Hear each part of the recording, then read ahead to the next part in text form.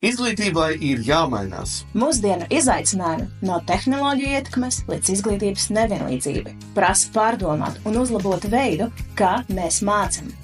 Bet kādai jābūt izglītībai, kas sagatavo bērnus nevis pagātnē, bet nākotnē?